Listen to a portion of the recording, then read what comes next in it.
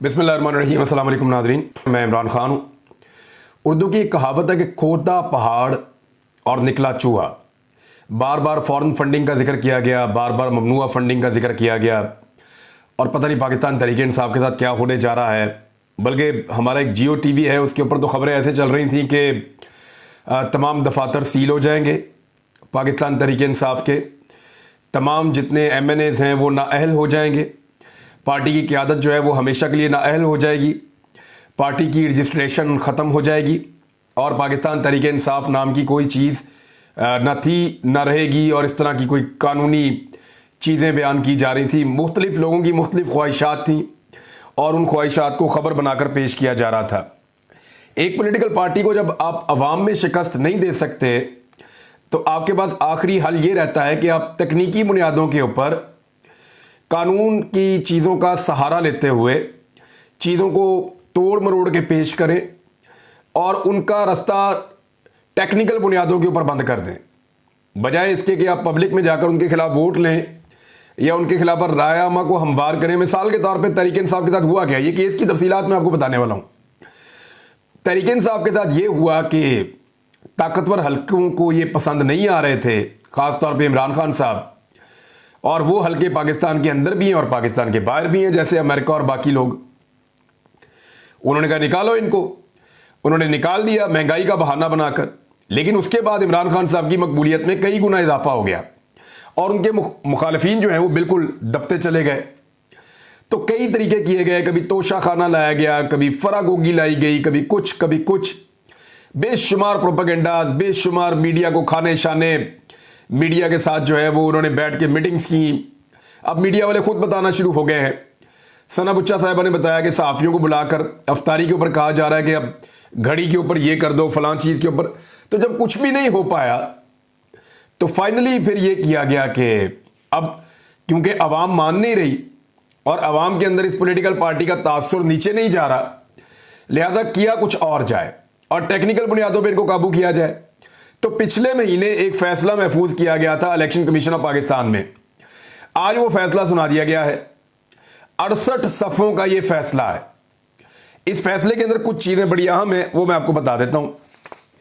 एक तो इन्होंने कहा जी कि ममनुआ फंडिंग हुई है पाकिस्तान तहरीक इंसाफ की और 13 अकाउंट्स के ऊपर उंगली उठाई है इलेक्शन कमीशन ऑफ पाकिस्तान ने कि ये 13 अकाउंट हैं जो पाकिस्तान तहरीक इंसाफ ने डिक्लेयर नहीं किए थे।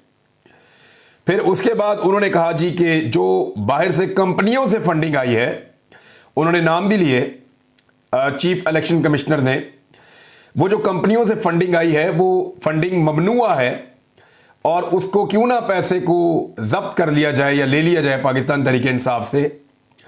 तो इस पे एक शोकाज नोटिस जारी किया गया है। साथ ये सारे सबूत भी लगाए गए हैं। एक भारतीय निजाद अमरीकी खातून है, उन्होंने एक फंड किया था $13,000 का, उसके ऊपर भी सवाल उठाया गया है।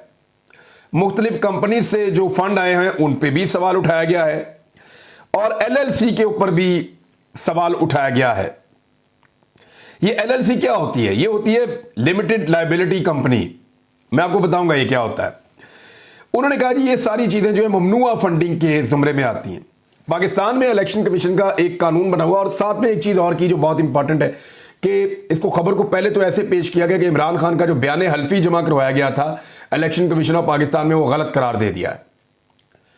उसको गलत करार दे दिया, यानी इमरान खान साहब इसे पोर्ट्रे ये किया जा रहा है कि सादिक और अमीन नहीं रहे, क्योंकि उन्होंने एक बयान हल्फी जमा करवाया, वो बयान हल्फी गलत करार दे दिया गया, लिहाजा सादिक और अमीन नहीं रहे। ये पोर्ट्रे किया जा रहा है इस सारे मामले के अंदर। तो अब मैं आपको बताता हूं कि एक्चुअली खबर है क्या। देखिए, अमेरिका के अंदर जब आप फंडिंग इकट्ठी करते हैं ना, अमेरिका एक ऐसा मुल्क है जहां से पाकिस्तान तहरीक इंसाफ को बहुत फंड्स आते हैं और भी मुल्कों में आते हैं। अमेरिका ने कवानीन को बहुत तेजी से बदला, दुनिया में भी कवानीन बदले, फैटफ के कवानीन भी बने।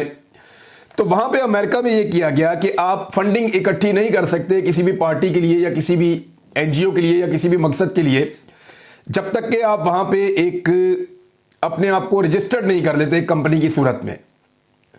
मिसाल के तौर पे फॉरेन एजेंट रजिस्ट्रेशन एक्ट, इसको फारा कहते हैं, FARA, ये अमेरिका ने बनाया था। इसके तहत आपको कंपनी रजिस्टर करनी होती है और पाकिस्तान तहरीक इंसाफ ने भी की, जिसको लिमिटेड लायबिलिटी कंपनी कहते हैं, LLC। अब मैं आपको एक मिसाल दे रहा हूं कि इसकी फंडिंग को ममनुआ क्यों करार दिया गया। पाकिस्तान के अंदर एक कानून है जिसका मतलब कुछ और लिया जा रहा है और एक्चुअली कानून कुछ है, अभी इसके ऊपर लड़ाई होगी। 2002 का जो एक्ट है, 2002 वाला जो एक्ट है वो ये कहता है पाकिस्तान के इलेक्शन कमीशन के हवाले से कि जो कंपनी होती है मल्टीनेशनल, उससे आप फंडिंग नहीं ले सकते, क्योंकि वो पाकिस्तान में भी कारोबार करेगी, अमेरिका में भी करेगी, यूरोप में भी करेगी। उससे जब आप फंडिंग लेंगे तो फिर लाजमी बात है कि आप उससे फंडिंग लेके आप उसको पाकिस्तान में फायदा देंगे। फिर इसके अलावा उन कंपनी से भी फंड नहीं लिया जा सकता जो पाकिस्तान के अंदर आके काम करती हैं। लेकिन अगर पाकिस्तानी किसी ने बैरून मुल्क कोई कंपनी बनाई हुई है, जिसको फॉरेन कंपनी आप कहते हैं सिंपल, अगर वो फंड देती है तो इसके बारे में इलेक्शन कमीशन ऑफ पाकिस्तान खामोश है, कानून खामोश है, जो अब तक मुझे पता है उसके मुताबिक। और इसी का फायदा इलेक्शन कमीशन ऑफ पाकिस्तान ने उठाया है। बहुत सारी कंपनी ऐसी हैं जो सिर्फ बाहर मुल्क में काम करती हैं, पाकिस्तान में काम नहीं करती, पाकिस्तानियों ने बनाई हुई हैं। अगर वो कंपनी पाकिस्तान तहरीक इंसाफ को फंड देती है तो वो फंड ममनुआ नहीं होना चाहिए। इस मामले को पाकिस्तान तहरीक इंसाफ इलेक्शन कमीशन में लेकर जाएगी और ज्यादा मामला तो यहीं पर रिजॉल्व हो जाएगा। मिसाल के तौर पे एक शख्स है, उसने बरतानिया में एक कंपनी बनाई है जाकर, वो सिर्फ बरतानिया में कारोबार करता है, पाकिस्तान में उसका कोई कारोबार नहीं है वो पाकिस्तानी। वो अपनी कंपनी से पाकिस्तान तहरीक इंसाफ को, नून लीग को या पीपल्स पार्टी को फंड देता है, या फजलुर रहमान साहब को। तो वो जो फंड देता है वो ममनुआ फंडिंग नहीं होनी चाहिए, क्योंकि वो तो पाकिस्तान में कारोबार ही नहीं कर रहा।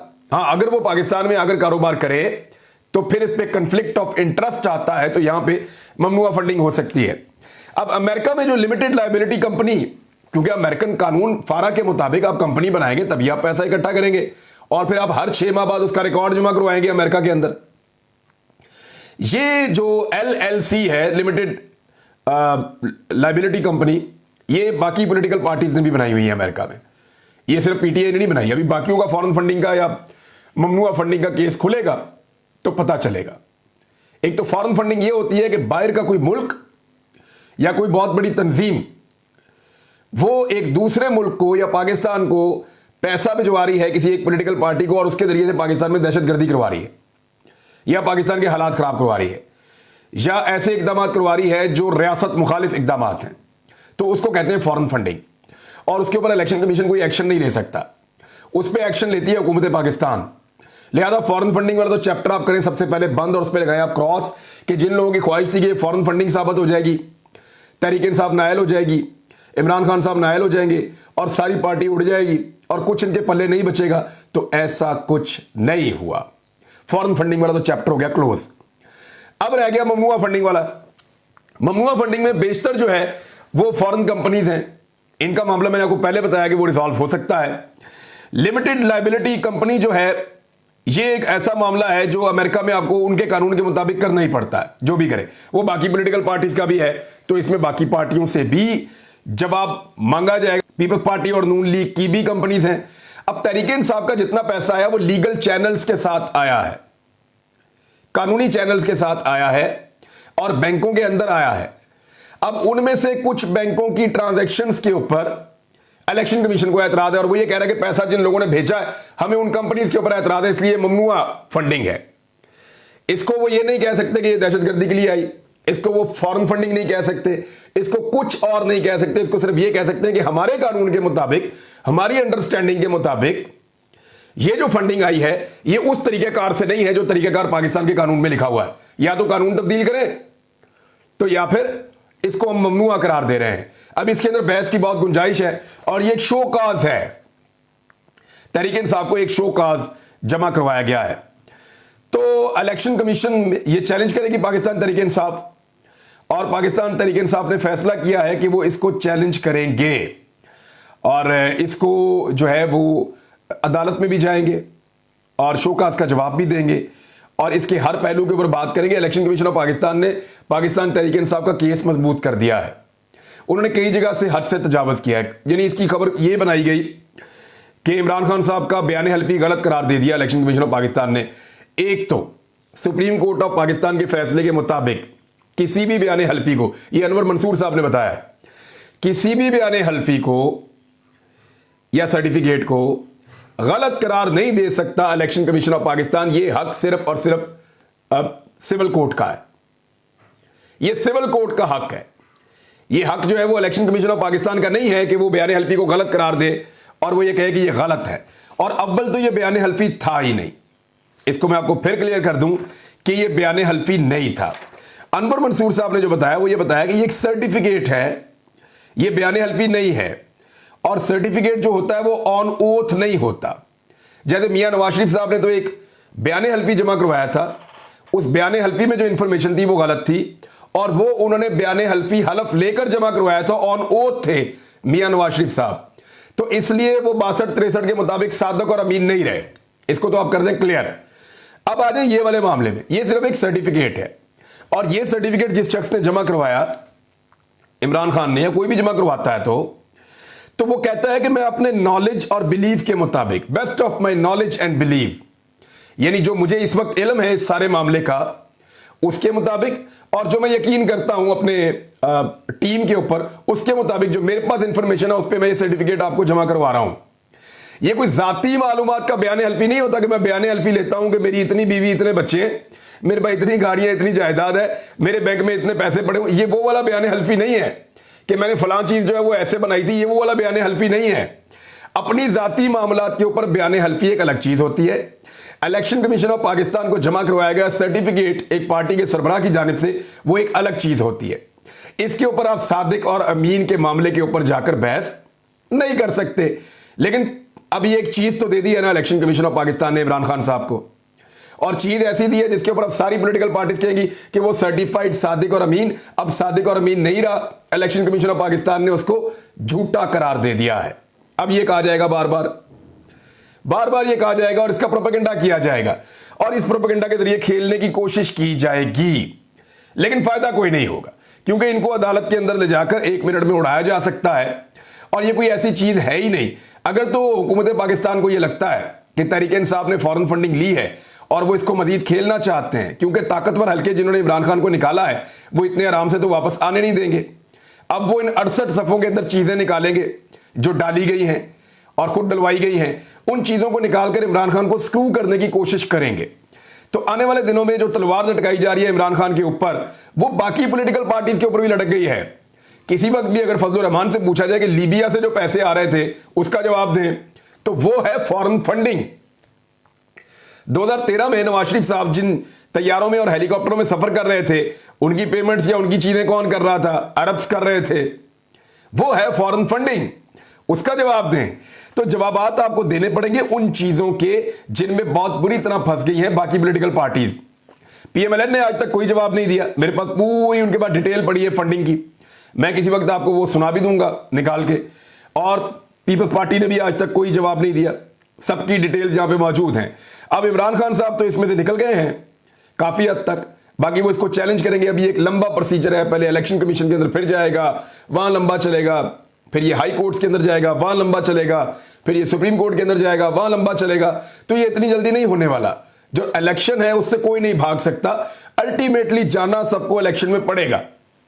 यानी फॉरेन फंडिंग के एक केस को जो 2011-2013 का मामला है, आज से 10 साल पुराना मामला है, उसको लेकर बात करेंगे या बलूचिस्तान के सैलाब पे बात करेंगे, या बात करेंगे पाकिस्तान में पेट्रोल की, घी की, बिजली की, आटे की, गैसों की, सबकी बढ़ती हुई कीमत के ऊपर बात करेंगे, पाकिस्तान में जो 40% की महंगाई है उसके ऊपर बात करेंगे, या बात करेंगे 10 साल पुरानी फॉरेन फंडिंग के एक ऐसे केस के ऊपर जिसमें सिर्फ और सिर्फ निकला क्या है? एक शोकाज नोटिस, उसके अलावा कुछ नहीं निकला। एक शोकाज नोटिस है, उसके अलावा कुछ नहीं है, और उसका जवाब चला जाएगा।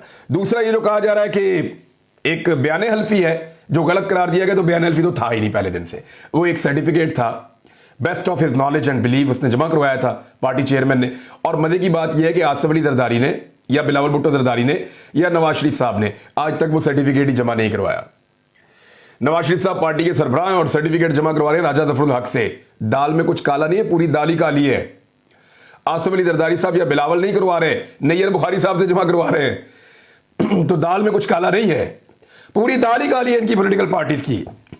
इसमें एक काम जो है वो अच्छा हो गया है कि पाकिस्तान तहरीक इंसाफ का ये जो मौक़िफ़ था कि फॉरेन फंडिंग या ममनुआ फंडिंग ये मामला कुछ भी नहीं है, तो उनका वो मौक़िफ़ भी काफ़ी हद तक सामने दुरुस्त होकर नजर आ रहा है आपको। और दूसरा उनका ये कहना कि इलेक्शन कमीशन जानिबदार है, वो भी अब नजर आ रहा है, क्योंकि बाकी पॉलिटिकल पार्टीज पे उन्होंने कोई काम नहीं किया। अब तक के लिए इतनी, अपना ख्याल रखिएगा अपने इस चैनल का भी। अल्लाह हाफिज।